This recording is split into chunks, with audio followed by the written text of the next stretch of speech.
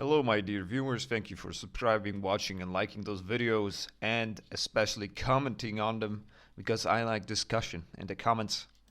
And today's topic is Gothic Wars of Gallus Caesar, not the Caesar but Caesar who took later on power in the 3rd century, and we'll be reading from a book, The Roman History of Ammianus Marcellinus, published in 1935. I'll be telling you it's pretty much out of date. We have a lot of new stuff, but it's the same text.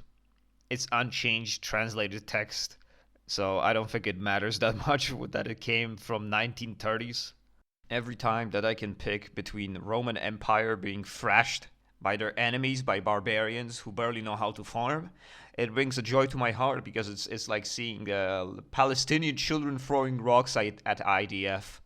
It's just wonderful. I really hate the Roman Empire. Too bad that the only writing that we have from the period comes from them. Yeah, I just compared Roman Empire to Israel. I think the comparison is spot on because they both want to kill all white people. You know, that's the way it is sometimes.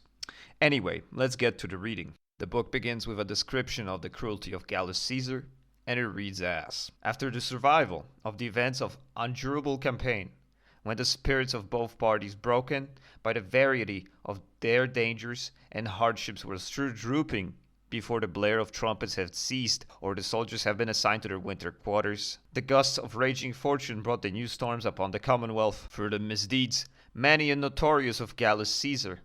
He had been raised at the very beginning of mature manhood by unexpected promotion from the uttermost depths of wretchedness to princely heights, and overstepping the bounds of the authority conferred upon him by access of violence was causing trouble everywhere. For by his relationship to the imperial stock and the affinity which he even then had with the name of Constantius, he was raised to such height of presumption that if he had been more powerful, he would have ventured, it seemed, upon a cause of hostile to the author of his good fortune. Before I go any further, I must tell you that Marcellinus's 13 books containing Roman history were lost to time. Most of them were that contained 250 years of Roman history in a very much detailed account. We only know what happened in them, what was written in them, because of his 31st book, which survived, described what was the context of those books. And sadly, what he tells us is a one sentence, what was the context of those books. And I'm gonna read it to you real quick. These dangers, from the principate of the Emperor Nerva to the death of Valens, I, former soldier and Greek, had set forth to measure my ability without ever consciously venturing to debase through silence or through falsehood a work whose aim was the truth. The rest may be written by abler men who are in the prime of their life and learning. But if they choose to undertake such a task, I advise them to forge their tongues in loftier style. The first 13 books that were lost to time cover the timeline from the year 96 to 356. The 18 books that survived cover the timeline from year 353 to 378. Yeah, that is not very impressive. His books are work of art. They are well written. They describe a lot of details.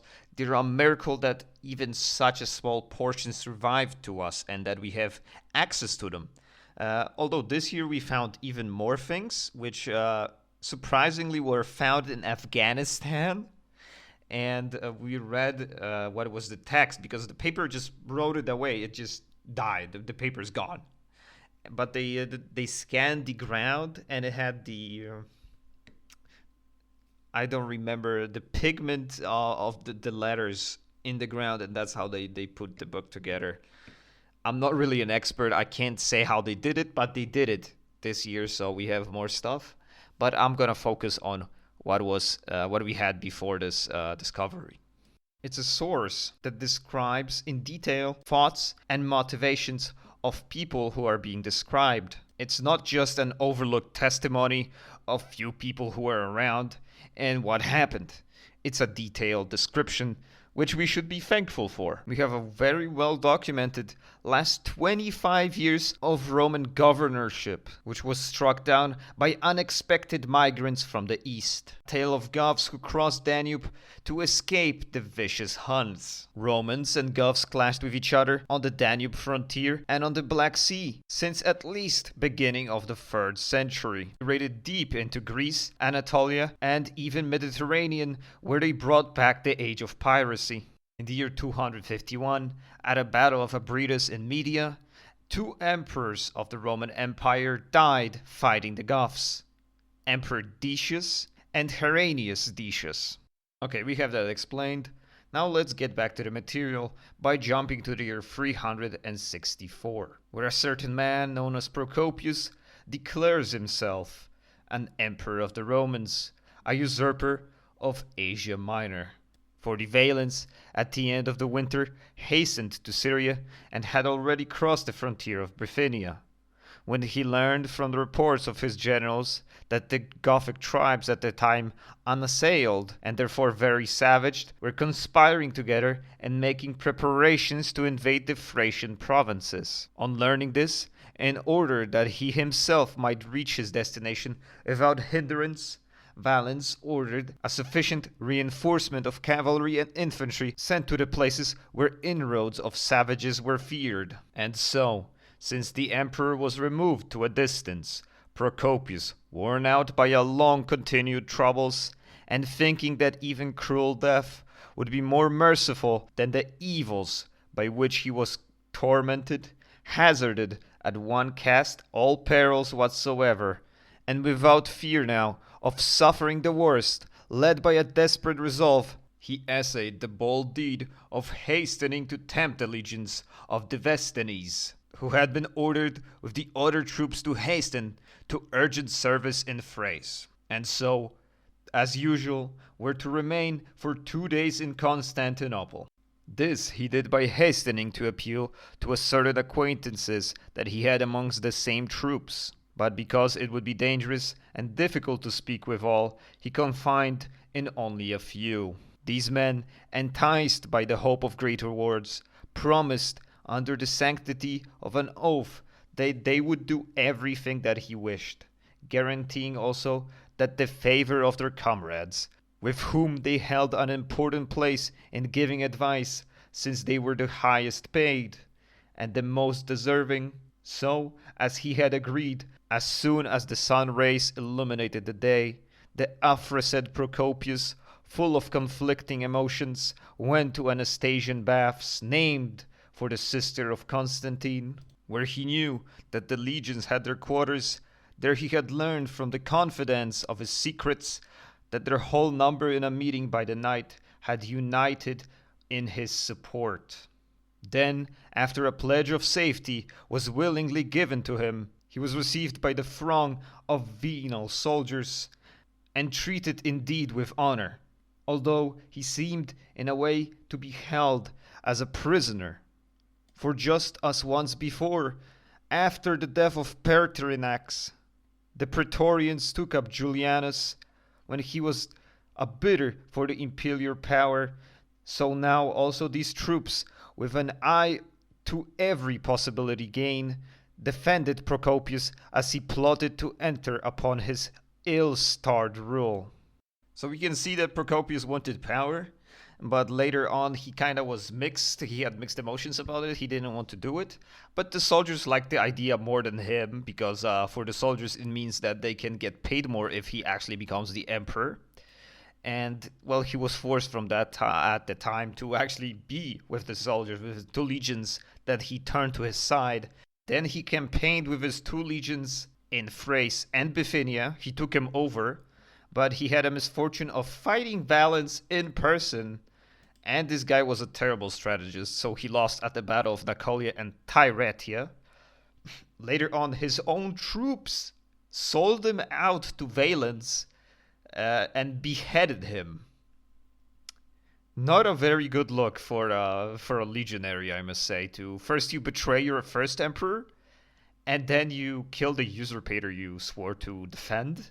I don't know what happened to the legionaries that did this. I don't know if they were recruited back or they were punished for betraying their two masters. I have no idea what happened to them.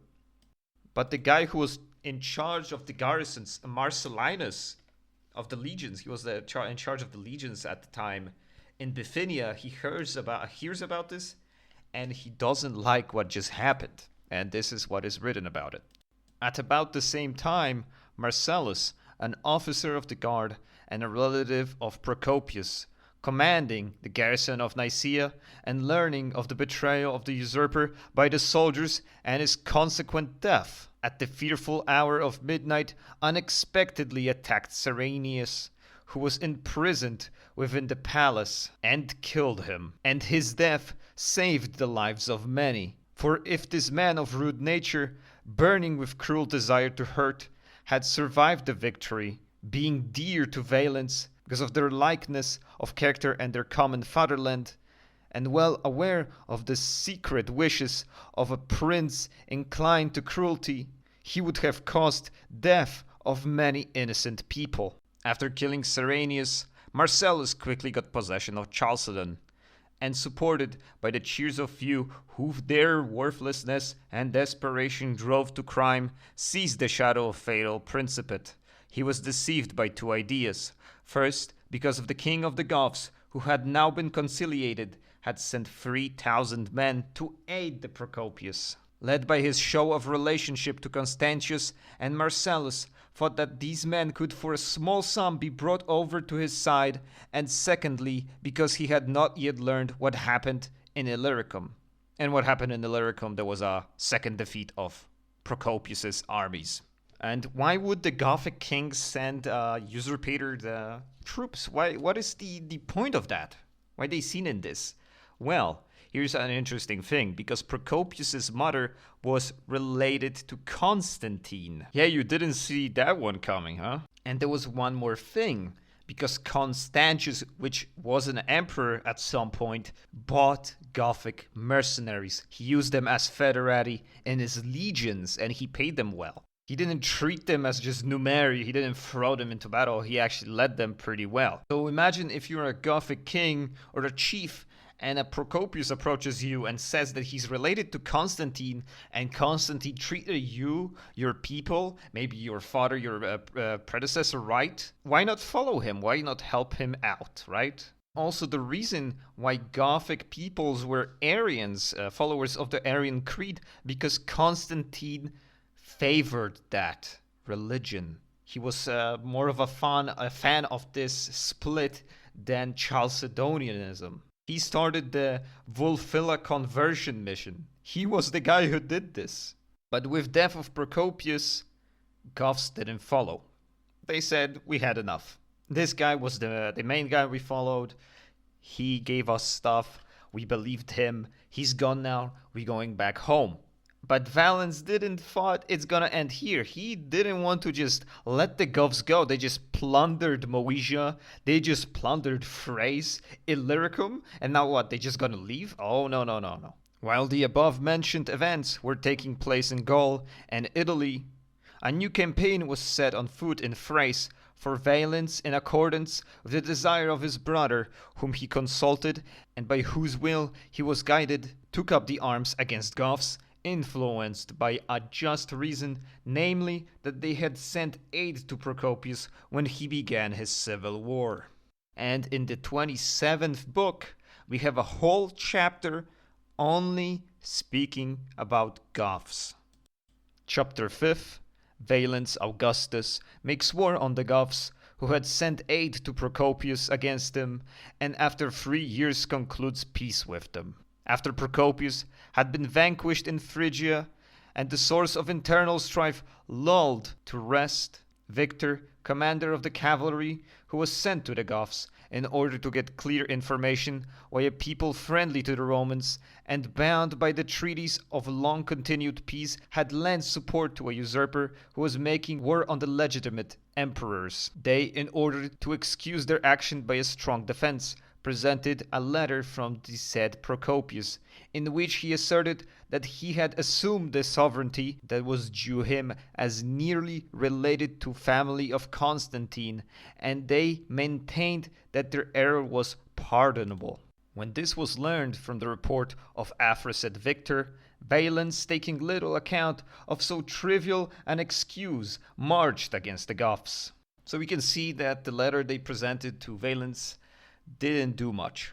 But we can see that the Goths are a very feudal people, let's say, actually, because they care what their kings have to say. They follow their kings, and because of this, they probably followed Procopius because he had a dynastic struggle. So to Gothic dynasts, it was a dynastic struggle. He wasn't a usurper to the throne of Roman Empire. He was the Roman emperor from right of blood. Of course, if Procopius won, then he would have not been seen as a usurper, and Goths would have probably got paid for that, but, well, that didn't happen. Who already knew of coming activity. Getting his army together at the beginning of the spring, he measured off camp near a fortress called Daphne, and having made a bridge of planks over the gangways of ships, he crossed the river Hister without any opposition. And now he was exalted in confidence, since he hastened hither and thither, he found no one who could conquer or terrify. For all had been struck with fear at the approach of the soldiers with their splendid equipment, and made for the mountains of Serai, which are lofty and inaccessible except to those who are thoroughly familiar to them. Therefore, to avoid wasting the whole summer and returning without accomplishing anything, he sent Arphenius, commander of the infantry, with plundering bands, and seized some of the families which could be captured before they reached the steep and winding mountain regions. And while they were still wandering over the level plains, and after having attained only this, which was that the chance offered to him, he returned harmlessly with his men without having inflicted or suffered serious harm. In the following year, having attempted with equal energy to invade enemy's territory, he was prevented by extensive floods of Danube and remained inactive near the village of the Carpi in permanent camp, which he had made until the end of autumn, and since he was cut off by the extent of the waters from doing anything, he returned from there to Marcianopolis for winter quarters. Here's some information for you. Carpi were the enemies of Rome, before Goths, of course, migrated into the region and collapsed the province of Dacia Magna. They raided the Roman territories. They launched a lot of raids, actually, against Rome. And Rome was fed up so much with them that they launched 13 wars against the Dacians and the Carpi, who lived in the area. And they were forcefully resettled into Pannonia or Thrace by the earlier emperors. With like persistence in the third year, also he made a bridge of boats to cross the river ad Novidunum, and forced his way into the barbarian territory. And after continuous marches, he attacked the warlike people of the Grievance. And here we have the first error of our chronicler, who knew the area, which is pretty funny, because Grievance were trading with the Rome. They weren't the enemies of Rome. The emperor didn't attack the Grievance. The Grievance weren't even involved in the raiding, in the whole thing that was going on in Thrace with the usurper, because the Romans were fighting the Tervingi Goths. Grievance had the entirety of East to raid and sell the goods to Rome, basically. So it makes no sense for them to attack the Roman Empire. And he also says that they were led by the leader, the Grievance were led by the leader of Tervingi. And that's why we know it's an error, who lived very far off. And after some slight contests, Athanaricus, which is the leader of the Tervingi, at the time their most powerful ruler, who dared to resist with a band which he believed to be more than sufficient for himself, was forced to flee in fear of utter destruction. Then he himself with all his men returned to Marcianopolis as a suitable place for passing the winter. First, because the long stay of the emperor was increasing the enemy's fears. Secondly, because the savages, since the commerce was cut off, were so distressed by the extreme scarcity of necessities of life that they often sent suppliant deputants to beg for pardon and peace. So we can see that embargo is not a modern invention, it's as old as the history itself. The emperor was indeed inexperienced but very reasonable, as in his judgment of conditions, until he was led astray by the fatal blandishments of his flatterers and inflicted on his country losses ever to be lamented. Therefore, consulting for the common welfare, he decided that the peace ought to be granted. Accordingly, he in his turn sent as envoys Victor and Aphenius, of whom one then commanded the cavalry and the other the infantry. And when their trustworthy report had informed him that the Goths agreed to the conditions which he offered, a convenient place was appointed for the concluding peace. Ammianus, who was writing in the later years, really hated this treaty. He really didn't like that the peace deal was concluded with the barbarians, who later on would go to destroy the Roman Empire, which was divided, weakened, and, well, soft on its own. I don't think in the entirety of both Eastern and Western Roman Empire there was a single visionary or a crazy person that predicted the arrival of the Huns into the Eastern Europe, without whom the Goths would never turn to flight and would never settle in the Roman imperial borders. Ammianus doesn't even write us or give us any information about the treaty that was concluded. He's seen it as unimportant because of what would have happened later because of Huns. In his 31st book, he writes what was about to happen to the Roman Empire after the Gothic War. Finally, when the old walls of Chalcedon were torn down in order that a bath might be built at Constantinople, and the rows of stones were taken apart, there was found on a squared block, hidden in midst of the structure of the wall, an inscription containing the following Greek verses, clearly revealing what was to happen. When gaily through the city's festal streets shall reel soft maidens in happy dance, when mournfully a wall shall guard a bath, then countless hordes of men, spread far and wide, with warlike arms, shall cross the clear Istus stream to ravage Scythia's fields and Mysia's land. But mad with hope, when they Pannonia raid, their battle and life, and their course shall check. However, the seed and origin of all the ruin and various disasters that the wrath of Mars aroused, putting in turmoil all places with unwonted fires, we have found to be this, the people of Huns, but little known from ancient records, dwelling beyond the Meoitic Sea, near the ice-bound ocean, exceeded every degree of savagery. This race of untamed men, without encumbrances, aflame with inhuman desire for plundering others' property, made their violent way amid the rapine and slaughter of neighboring peoples as far as the Hellani, once known as Massagetae, and since we have come to this point, it is in place to tell the origin and dwelling place of these people, also and to point out confused opinions of geographers who, after many different attempts to deal with the subject, have at last come upon the core of the truth.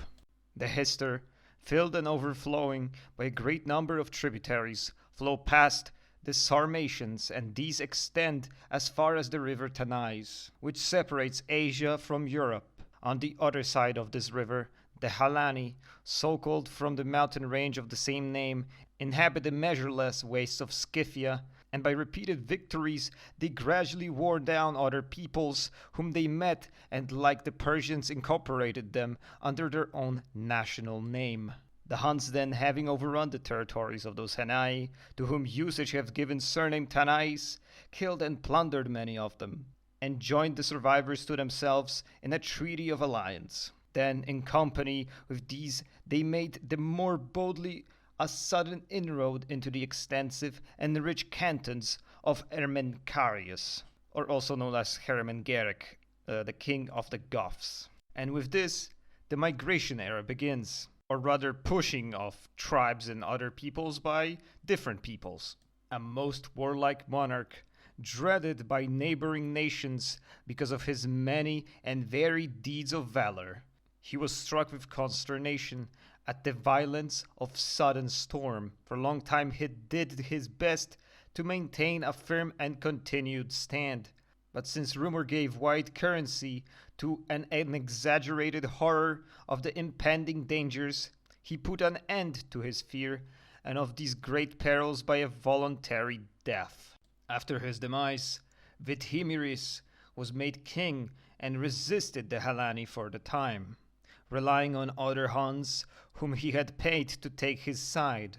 But after many defeats, which he sustained, he was overcome by force of arms and died in battle in the name of his little son, Vidiretius. The management of affairs was undertaken by Aphelius and Saphrax, experienced generals known for their courage, but since the stress of circumstances compelled them to abandon confidence in resistance, they cautiously retreated until they came to the river Danustis, which flows through the wide extent of plain between the Hister and Borifenses. On learning on these unexpected events, Aphanaricius, the chief of the Tervingi, against whom, as has been told before of aid which had been sent to Procopius, Valens had recently taken the field, attempted to stand his ground, and if he too should be attacked, like the rest, he was ready to put forth all his strength. Accordingly, he established his camp near the banks of Danustis, conveniently at some distance from the stockade of the Graufungi, and sent Mudincarius, afterwards in charge of the frontier throughout Arabia, with Lagarimanus and some other men of high rank, to the distance of 20 miles in advance, to observe the advance of the enemy. While he himself, in the meantime disturbed by no one, was preparing his army for battle. But the result was far other than he expected, for the Huns, who are shrewd in arriving at conclusions, suspecting that there were some large forces farther off, disregarded the troops which had they seen, and who had disposed themselves to the rest, as if there was nothing to disturb them. Then, when the moon broke into the darkness of the night, they chose what seemed to be the best course, crossed the river by a ford, and fearing lest some informer should get ahead of them and frighten off the enemy who were at the distance, they made a swift attack on Aphanaricus himself. As he was stunned by their first onset, they forced him to take speedy refuge into the steep mountains after losing a few of their own men. Aphanaricus, troubled by this unexpected attack, and still more through fear and of what might to come, he had walls built high, skirting the lands of Typhali from the banks of the river Gerasus, as far as the Danube, thinking that by this hastily but diligently constructed barrier his security and safety would be assured. But while this well-planned work was being pushed on, the Huns swiftly fell upon him, and would have crushed him at once on their arrival had they not been so loaded down with booty that they gave up on the attempt. Yet, when the report spread widely among other Gothic peoples that the race of men hitherto unknown had now arisen from hidden nook of the earth, like tempest snows from the highest mountains, and seizing or destroying everything in its way, the greater part of the people, who worn out by the lack of necessities of life, had deserted to Aphanaricius, looked for a home removed from all the knowledge of savages. And after long deliberation what abode to choose, they thought that Thrace offered them a convenient refuge for two reasons, both because it had a very fertile soil, and because it was separated by a mighty flood of Hister from the fields that were already exposed to the thunderbolts of a foreign war. And the rest of nation as it with one mind agreed to this plan. Therefore, under the lead of Alvinius, they took possession of banks of the Danube, and sending away envoys to Valens, with humble entreaty begged to be received, promising that they would not only lead peaceful life, but would also furnish auxiliaries, if circumstances required.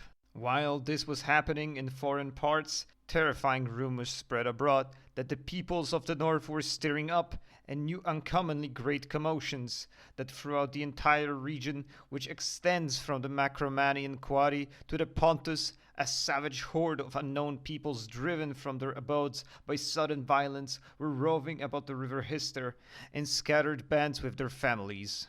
In the very beginning, this news was viewed with contempt by our people, because wars in those districts were not ordinarily heard by those living at a distance until they were ended or at least quietened for the time. But when the belief in what had happened taken place gained strength and was confirmed by the coming of foreign envoys who begged with prayers and protestations that an exiled race might be received on our side of the river, the affair caused more joy than fear, and experienced flatterers immoderately praised the good fortune of the prince, which unexpectedly brought him so many young recruits from the ends of the earth, that by the union of his own foreign forces he would have an invincible army. What we can see here is that the Romans don't see the Goths coming to their border and trying to settle in their lands as a negative thing. It's actually seen as something good, as an end of the conflict with the Goths, and even the emperor and the local, big administrators of the region actually think that this is a good idea as well, because this will strengthen the border. But soon we will see that corruption and incompetence is much stronger than will of the emperor in the Roman Empire. Accordingly, having by the emperor's permission obtained the privilege of crossing the Danube and settling in the parts of Thrace, they were ferried over for some nights and days, embarked by companies in boats on rafts and hollowed tree trunks. And because the river is by far the most dangerous of all, and was swollen by frequent rains, because of great crowds struggled against the force of waves and tried to swim, were drowned, and they were a good many. With such stormy eagerness on the part of insistent men was the ruin of the Roman world brought in. This, at any rate, neither obscure nor uncertain, that ill-omened officials who ferried the barbarian hordes often tried to reckon their number, but gave up in vain attempt, as the most distinguished of poets says, that poet was Virgilius, by the way, who wishes to know, this would wish to know how many grains of sand on a Libyan plain by Zephyrus are swept. This is a very beautiful thing to write down. I'll be honest with that. That is fire. This part that I'm gonna read is super LARPy. This is like intense LARP by not Virgilius, by the author of the history book, and it's so good. He's like writing that he compares the Gothic hordes to the armies of Xerxes the Great, of like Media, of like Achaemenid Empire. This is like peak LARP. Well then, let the old tales revive of bringing the Medic hordes to Greece. For while they describe the bridging of Hellespont, the quest of the sea at the foot of the Mount Athos by a kind of mechanical severing, and the numbering of the armies by squadrons at Dorissus, later times have unanimously regraded all this as fabulous reading. For after the countless swarms of nations were poured through the provinces, spreading over the great extent of plain and filling all regions and every mountain height. By this new evidence of trustworthiness, also of old stories was confirmed. First Frigidern and Alvinus were received, and the emperor gave orders that they should be given food for their present needs and land to cultivate. During this time, when the barriers of frontier were unlocked, and the realm of savagery was spreading far and wide, columns of armed men alike glowing ashes from Athena, when our difficulties and imminent dangers called for military reforms, who were most distinguished for their fame and their exploits, then it was as if the choice of some adverse deity that men were gathered together and given command of armies, who bore stained reputations. At their head were two rivals in recklessness. One was Lupicinus, commanding general in Thrace, the other Maximus, a Parentius leader. Their treacherous greed was the source of all our evils. I say nothing of the crimes which these two men, at least others with their permission, with the worst of motives, committed against all the foreign newcomers, who were as yet blameless. But only melancholy and unheard of act shall be mentioned, of which, even if they were their own judges of their own case, they would have not be acquitted by any excuse. When the barbarians, after crossing, were harassed by the lack of food, those most hateful generals devised a disgraceful traffic. They exchanged every dog that their insatiability could gather from far and wide for one slave each, and among these were carried off also sons of the chieftains. During these days, also Vicarius, king of Grievance, accompanied by Aphelius and Saphrax, by whose will he was ruled, and also by Pharnobius, coming near the banks of Danube, hastily sent envoys, and besought the emperor that he might be received with like kindness. When these envoys were rejected, as the interest of the state seemed to demand, and were in doubt what course to take, Aphanaricius, fearing a like fate, departed, the remembering that he had some time before treated Valens with the contempt when they were making a treaty of friendship, declaring, prevented by conscious scruples from ever setting foot on Roman soil, and by this excuse he had forced the emperor to conclude peace in the middle of the river, fearing that the grudge caused by him still endured. Aphanaricus withdrew with all his followers to Cauacalanda, a place inaccessible because of high mountains and deep forests, from which he first drove out the Sarmatians.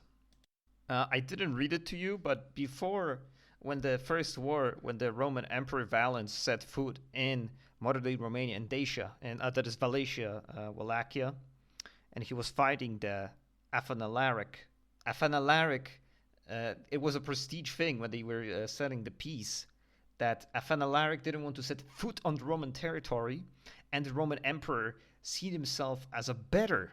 So he didn't want to set foot on the Dacian territory in exchange. So they both met on an island in the middle of the river, and that's how peace was concluded.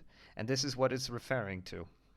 But now, the Tervingi, who had long since been permitted to cross, were still roaming about near the banks of the river, detained by a twofold obstacle, both because through the ruinous negligence of our generals they were not supplied with the necessities of life, and also because they were prudently held back by an abominable kind of traffic. When this became clear to them, they muttered that they were being forced to disloyalty as remedy for the evils that threatened them, and Lupicinius, fearing that they might soon revolt, sent soldiers and compelled them to move out more quickly.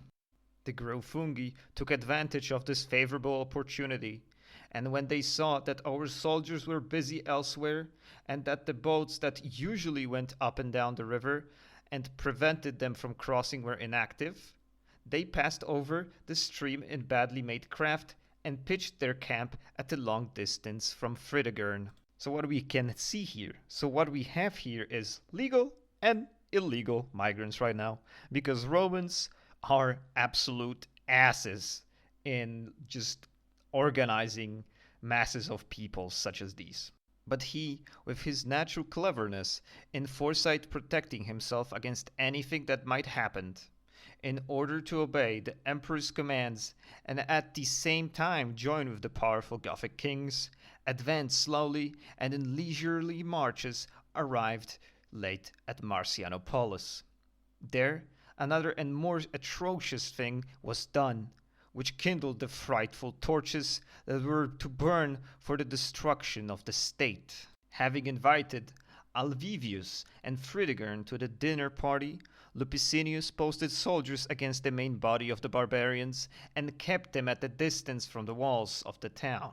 And when they asked the continual entries that they might, as friendly people submissive to our rule, be allowed to enter and obtain what they needed for food, great wranglings arose between the inhabitants and those who were shut out, which finally reached a point where fighting was inevitable, whereupon the barbarians, becoming wildly excited, when they perceived that some of their kindred were being carried off by force, killed and despoiled a group of troops. When the aforesaid Lupicinius learned by a secret message that this had happened, while he had long been reclining at the prodigal table amid noisy entertainment, and was drowsy and half drunk, guessing what the outcome would be, he put to death all the attendants of the two leaders, who were as a guard of honor and to ensure their safety were waiting for them before the general's quarters.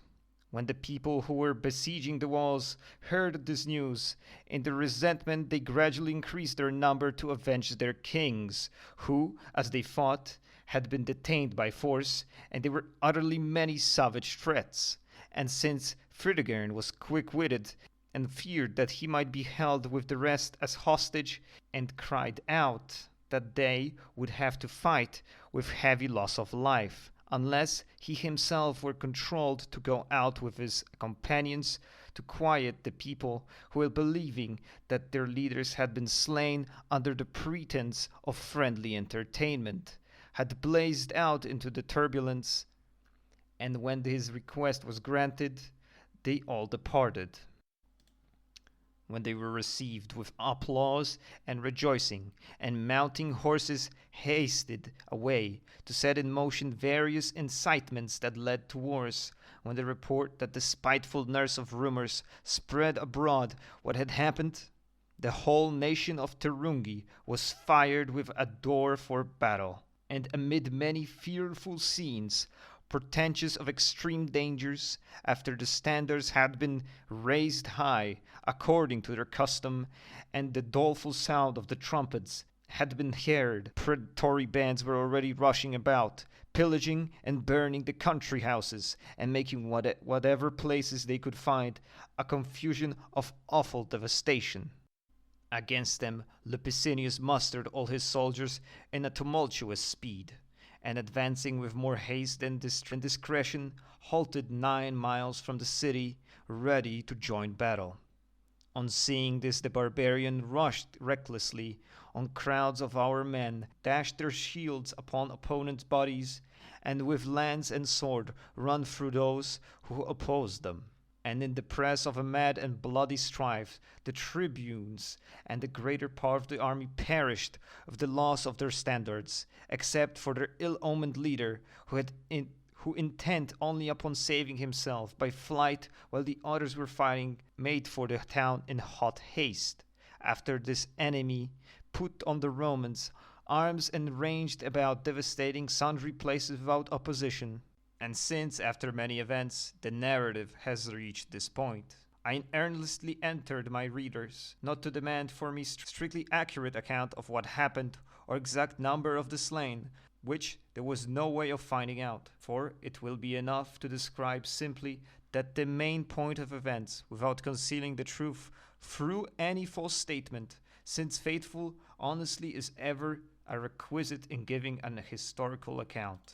The mishandling of the situation, the fear and hunger that driven the barbarians, that is the Goths, into war. Those were the end times of the Roman Empire. They led an army of peoples, a multitude that could not be stopped by a force of a simple legion. Ammianus later goes on to describe the later events of splitting into Ostrogoths and Visigoths, and the culmination of the battle at Adrianople, which ended in disaster for the Eastern Roman Empire. The Goths, fully motivated and united in their struggle against the Huns and, well, Romans, who seemed to be only caring about their own skin, about their own provinces, about their own titles. The amount of things I can read you from Ammianus Marcellinus, and he writes about military stuff. If you're interested in military stuff, he's a master because he was a soldier. He depicts what a soldier cares about, what a commander cares about. The only thing they care about is how many enemies there are, if they can win, about they have food, and that's it. When they kill the enemy, they don't count the dead. At least the enemies, they don't care about that. So when we have later accounts of historians trying to give us numbers of like medieval battles or antique battles, it's like 50,000 against 40,000. No, it's 100 times less, or 1,000 times. I mean, 100, or at least 10 or 100 times less than what they present us. And he doesn't care about that. He does not care about that because soldiers didn't care about that because he was a soldier. And I really took that thinking of his that in analyzing texts about wars and armies in medieval and early times, that people just make shit up all the time. We see with this account a death of Roman Empire. Emperor Valens burns alive in a house of a rich peasant, which Goths set ablaze after the Battle of Adrianople. And this shattered the singularity of the empire into two parts. And with this, thank you for watching.